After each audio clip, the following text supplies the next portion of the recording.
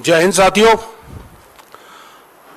आज का विषय बहुत ही संजीदा है, आप लोगों की भावनाओं से जुड़ा हुआ है। 15 दिन के अंदर हमारे एक और अग्निवीर साथी, अग्निवीर ऑपरेटर अक्षय लक्ष्मण शहीद हुए हैं। उनको याद करते हुए मैं कहना चाहूंगा, शान हो तुम वतन की, सजदा तुम्हें हमारा, खून देकर तुमने तिरंगे की बुलंदियों को है सवारा। साथियों, इस वीर सपूत के माता पिता को याद करते हुए और वीर सपूत की जो सच्ची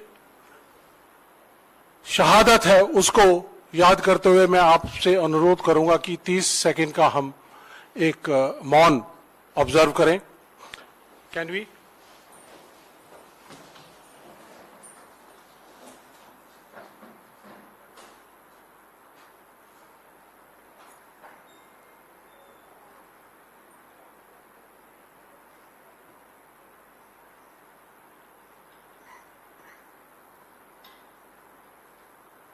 धन्यवाद।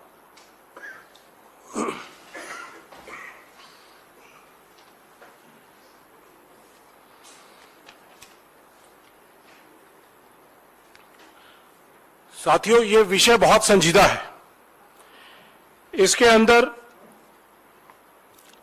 दो बड़े महत्वपूर्ण बिंदु हमारे सामने आते हैं कि क्या ये अग्निपथ स्कीम जिसके तहत अग्निवीर भर्ती किए जा रहे हैं, क्या वो स्कीम सही है, वैलिड है, टेनेबल है, देश की सुरक्षा के लिए सही है? तो ये सवाल हमारे जहन में उठते हैं।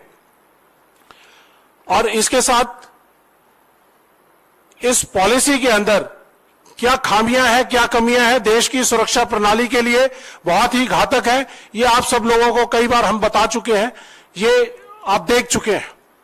देश की सुरक्षा प्रणाली के साथ मोदी सरकार खिलवाड़ कर रही है और बार बार करती जा रही है।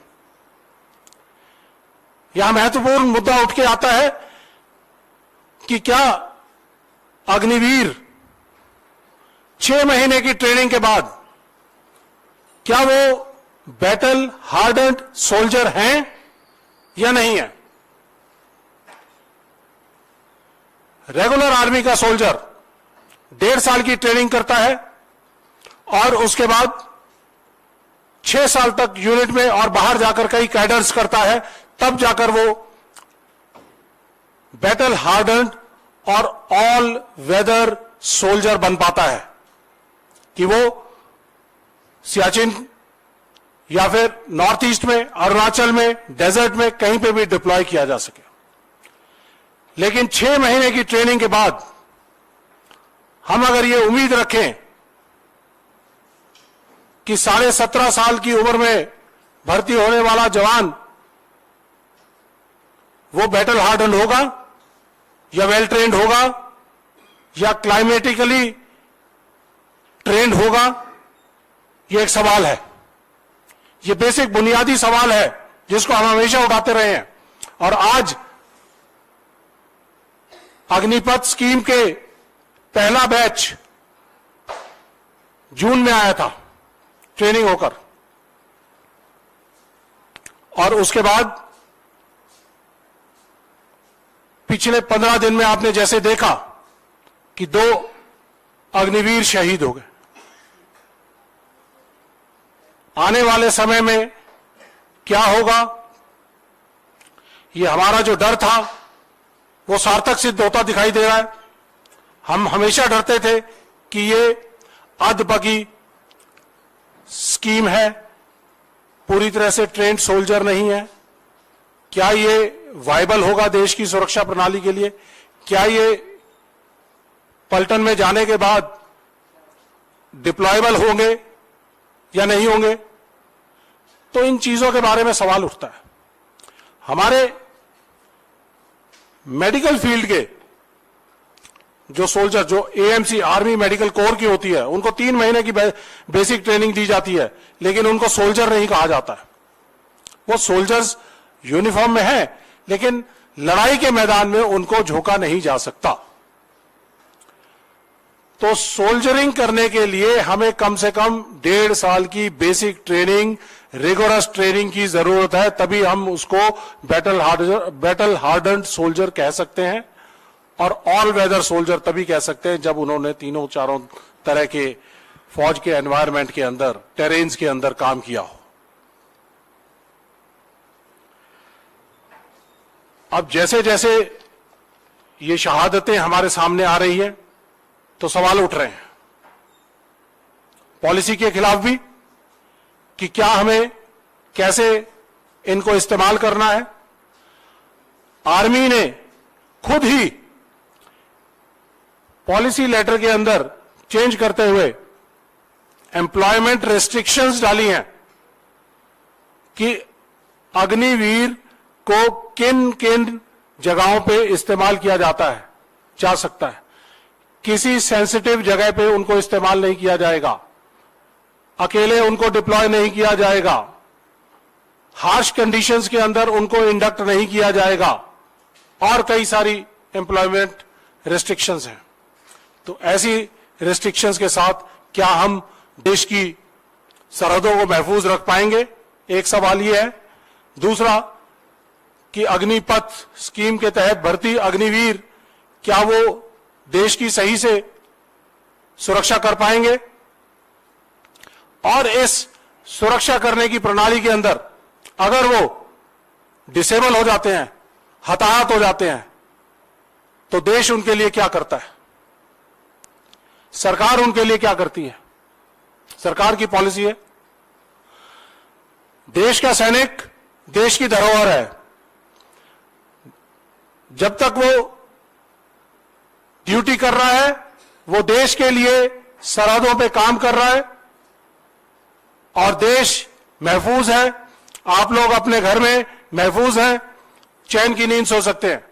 लेकिन जब वो रिटायरमेंट के बाद या फिर डिसेबल होकर या फिर सुप्रीम सैक्रिफाइस हो जाती है, तो उस स्थिति के अंदर देश की जिम्मेदारी बनती है कि वो रिटायर्ड सोल्जर्स का, डिसेबल सोल्जर्स का या हमारे शहीद सोल्जर्स के परिवारों का ध्यान रखे।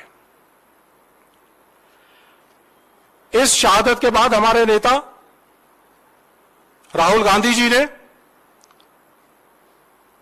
संवेदना जताते हुए एक ट्वीट किया, हमने भी ट्वीट किया, हमने भी श्रद्धांजलि देने का काम किया। हमारे नेता की श्रद्धांजलि जो दी गई, उन्होंने बड़े ही विनम्र शब्दों में कहा, सियाचिन में अग्निवीर गवाते अक्षय लक्ष्मण की शहादत का समाचार बहुत दुखद है। उनके परिवार को मेरी गहरी संवेदनाएं। एक युवा देश के लिए शहीद हो गया, सेवा में समय व ग्रेच्युटी, अन्य सैन्य सुविधाएं, शहादत में परिवार को पेंशन तक नहीं। तो ये एक बड़ी आम बात है, हर नागरिक के दिल में उठेगी बात। राहुल जी भारत जोड़ो यात्रा के दौरान हर जगह पे जहां जहां पे सैनिक मिले, पूर्व सैनिक मिले, देश के नागरिकों से बात करते रहे कि अग्निपथ स्कीम या अग्निवीर स्कीम क्या देश के लिए सही है। तो हर जगह यही एक सुर में जवाब मिला कि ये देश की सुरक्षा प्रणाली के लिए ठीक नहीं है। तो आज वो चीजें हमारे सामने आ रही हैं। एक शायद कोई बीजेपी की कोई बी टीम है, उसने कोई सेल्फ स्टाइड इंटरनेट डेटा, कोई एजेंसी है डेटा एनालिसिस करते हैं, उन्होंने कुछ लिखा कि एडीजीपीआई की कुछ स्कीम्स हैं, जो उनका ट्वीट था उसको कोट करते हुए कुछ चीजें लिखी, और ये फैक्ट चेक करते हैं। इसमें बोलते हैं कि ये जो ट्वीट है वो फैक्ट नहीं है। पहली बात, आपको किसने अधिकार दिया कि क्या फैक्ट है और क्या नहीं है। एडीजी पीआई जो स्पोक्स पर्सन है फौज का, उन्होंने अपने ट्वीट में लिखा क्या क्या एंटाइटलमेंट हैं। ये बीजेपी आरएसएस की जो बी टीम है, या इनके डेटा एनालिटिक्स है, या इनके डर्टी ट्रिक डिपार्टमेंट है, उसको हम सिरे से खारिज करते हैं। वो देश के खिलाफ है, देश की सुरक्षा प्रणाली के खिलाफ है, और मोदी सरकार की ये जो अग्निपथ स्कीम देश की सुरक्षा के खिलाफ है, उसको हम सिरे से खारिज करते हैं। सभी पूर्व सैनिक संगठनों ने पूरे देश में अलग अलग जगह पर अग्निवीर और अग्निपथ स्कीम के खिलाफ प्रोटेस्ट किए हैं, अपनी आवाज उठाई है।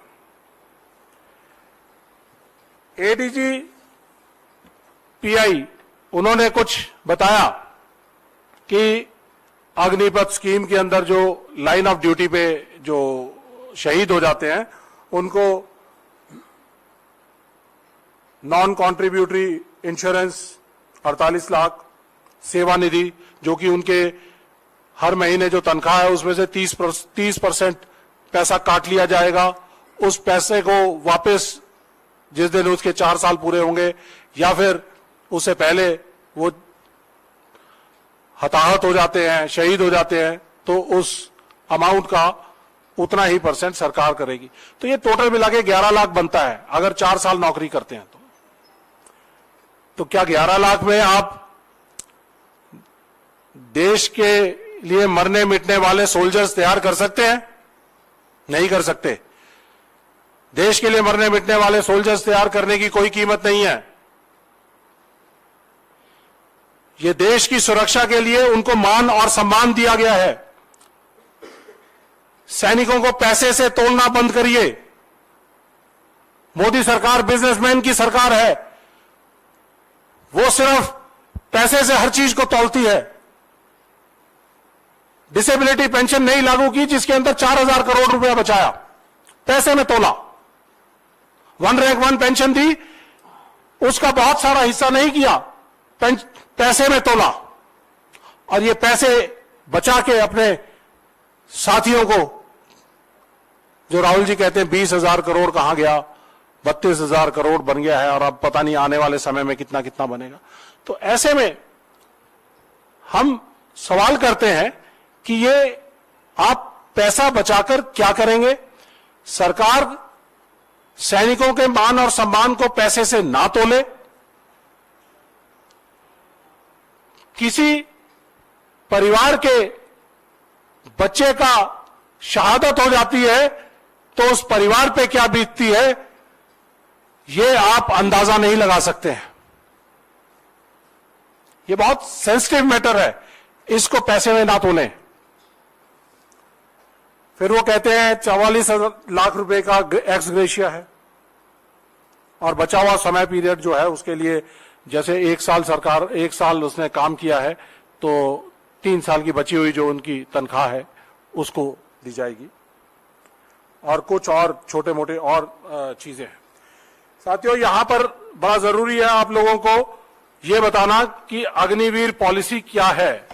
अग्निवीर पॉलिसी के अंदर इन्होंने देश के सैनिकों को 2 हिस्सों में बांटने का काम किया है, रेगुलर सैनिक और अग्निवीर।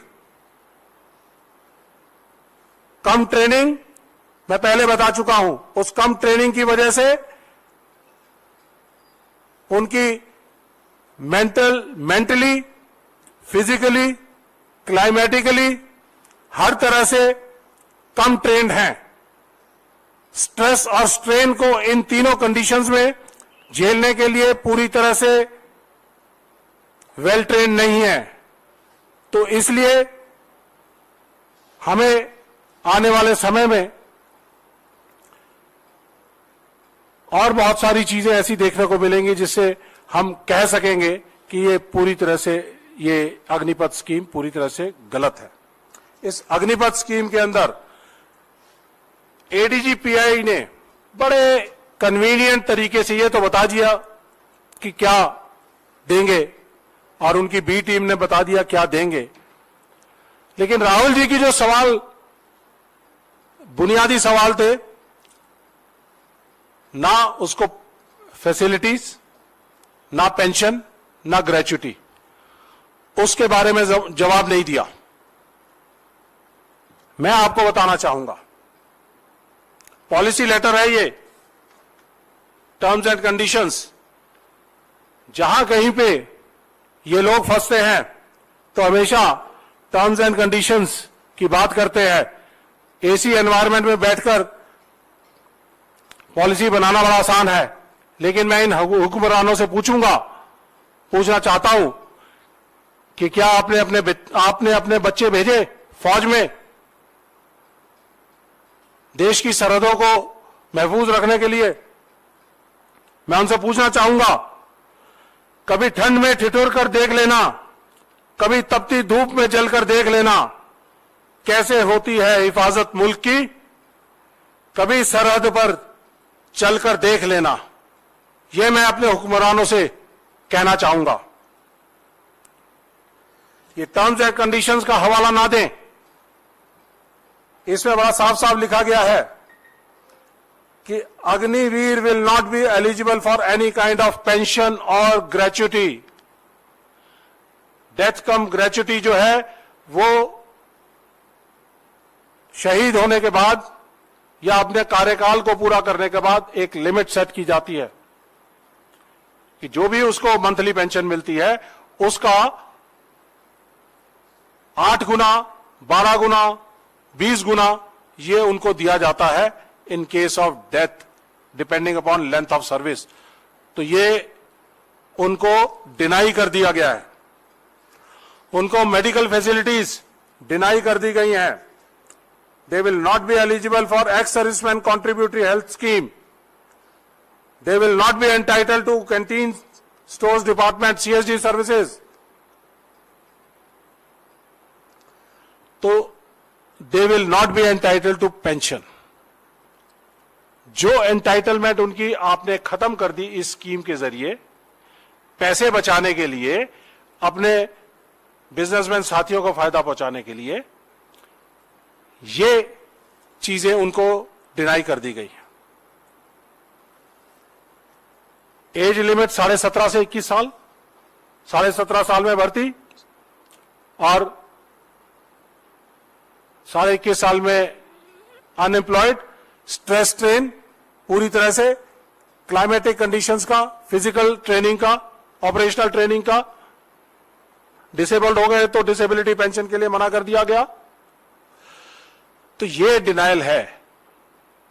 तो क्या ऐसी स्थिति के अंदर फौज का अग्निवीर देश में देश की सेवा कर पाएगा? नहीं कर पाएगा। इसके बाद यह भी कहा गया कि देश के अंदर अब कोई भी रेगुलर भर्ती नहीं होगी। तो आप मान के चलो कि आपके देश की सेना कमजोर होने पे तुली हुई है। मोदी सरकार उसको कमजोर करने पे तुली हुई है। पे एंड अलाउंसेस कहते हैं पहले साल उसको 30,000 लमसम दिया जाएगा, उसको ना तो डीए दिया जाएगा, डियरनेस अलाउंस मिलता है।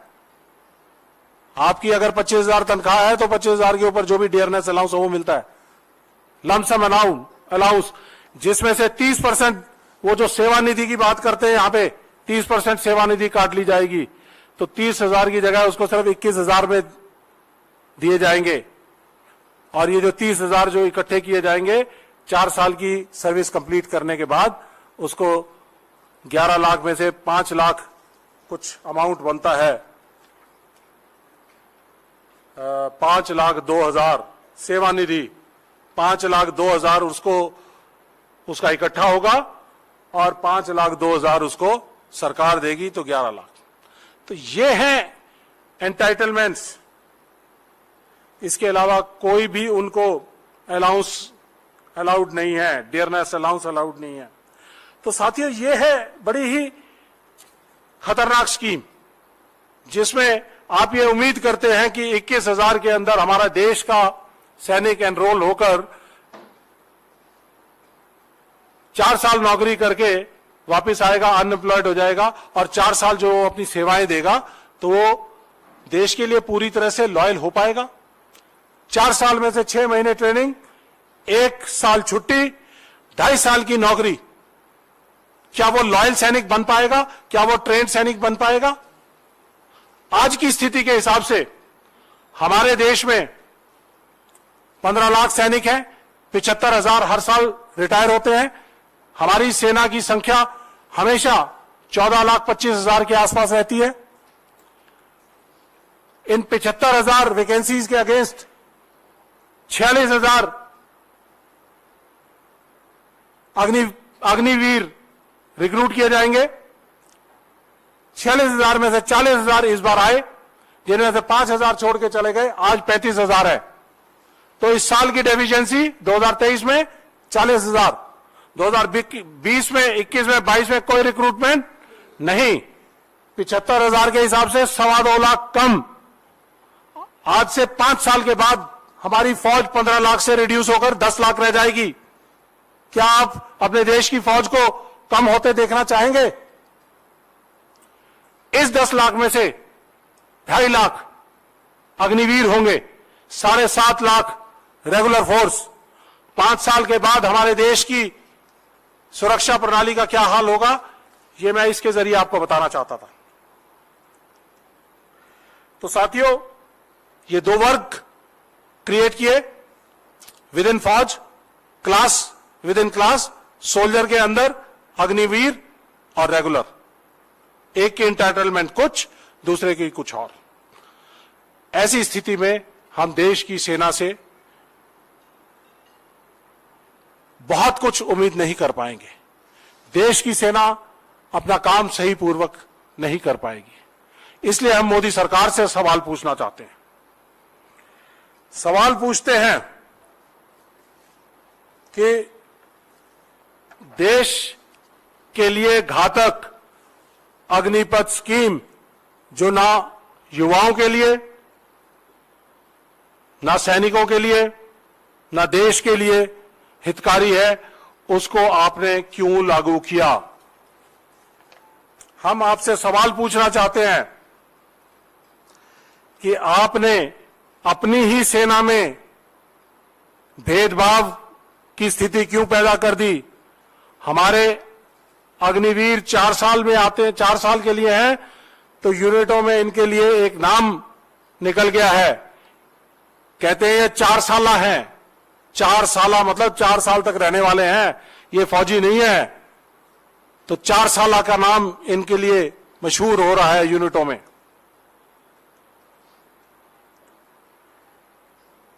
हम आपसे पूछना चाहते हैं कि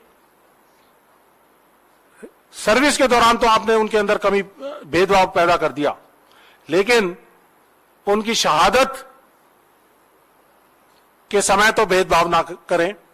शहादत उसकी देश के लिए है, देश की जिम्मेदारी है उसकी शहादत को नमन करना और उसके परिवार को लुक आफ्टर करना, और देश की जरूरत है कि वो जिम्मेदारी बनती है कि वो इनको मान और सम्मान देते हुए पूरी तरह से हर तरह के एमोलुमेंट्स जितने बनते हैं, कम हैं, एटलीस्ट जितने रेगुलर सैनिकों को बनते हैं उतने इनको दिए जाएं।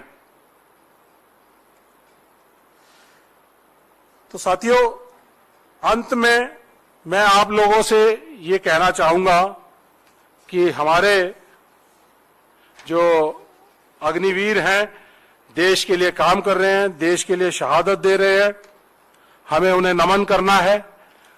देश की फौज के साथ हमेशा खड़े रहना है। देश है तो हम हैं। देश की फौज है, अच्छा काम कर रही है, सरहदों को महफूज रख रही है, तो हम हैं। हमारी चैन और सुख और चैन की नींद है। आज मैं आप लोगों से पूछना चाहूंगा कि आप अपने देश की सेना को कमजोर होते देखना चाहेंगे? मीडिया कर्मियों, आपका चौथा स्तंभ है, सवाल उठाने का काम आपका है। प्रिंसिपल ऑपोजिशन पार्टी होने के नाते सवाल उठाने का काम हमारा है। लेकिन आप जब तक हमसे कंधे से कंधा मिलाकर ये सवाल नहीं उठाएंगे तो मेरे ख्याल से आप अपना काम सही नहीं करेंगे। इसमें कोई राजनीति नहीं है। देश की सेना सबकी है, देश की सेना आपकी है, देश के लिए है, इसलिए उसके लिए आवाज उठाएं, हुक्मरानों से सवाल करें। तो मुझे इसके लिए बड़ी एक रेलेवेंट 4 पंक्तियां हैं फेमस पोइट दुष्यंत जी की। हो गई है पीर पर्वत सी पिघलनी चाहिए, इस हिमालय से कोई गंगा निकलनी चाहिए।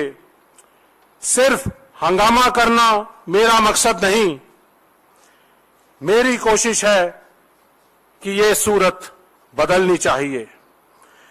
मेरे सीने में नहीं तो तेरे सीने में ही सही, हो कहीं भी आग लेकिन आग जलनी चाहिए, आग जलनी चाहिए। ये साथियों, ये बात मैं आपको एक देश के नागरिक होने के नाते कह रहा हूं, एक सोल्जर होने के नाते कह रहा हूं, और एक नागरिक होते हुए आपका ये दायित्व है, ये मैं आपसे कहना चाहता हूं। देश का संविधान कहता है government is of the people, by the people and for the people. उसी तरह से हमारी सेना भी देश की है, देश के लिए है और देश के नागरिकों से बनी है। नागरिकों को सवाल करने का अधिकार है, सवाल करिए। और हमारी इस मुहिम में साथ दीजिए। हम कहते हैं देश के लिए अग्निपथ स्कीम और अग्निवीर गलत है। हमने 15 अक्टूबर को अलवर में अग्निपथ स्कीम के खिलाफ रैली भी की, यात्राएं भी की, और 29 तारीख को हम झुंझुनू में करने जा रहे हैं। आप लोगों से गुजारिश है कि आप भी इस मुहिम का हिस्सा बने, जरूर आए। देश में हर जगह जहां जहां पे भी अग्निपथ अग्निवीर के खिलाफ प्रोटेस्ट है उसके कवर करें और मुखर तरीके से उसको कहें। और आज ये संकल्प लेके जाएं, no to Agnipath scheme, no to Agniveer scheme, yes to regular army. Thank you, धन्यवाद।